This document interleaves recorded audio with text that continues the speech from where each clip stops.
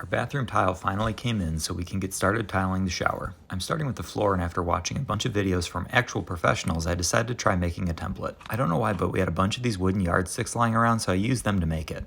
It came together pretty easily, and the most important part here was making sure the drain was in the right position. I then laid the tiles out on a flat surface and lined up the template accordingly. After making a template of the shower pan, I laid out the tiles on a flat surface and traced the outline and drain location.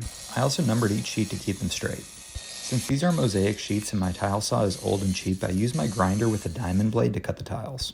This method creates a lot of dust, but it's quick and effective.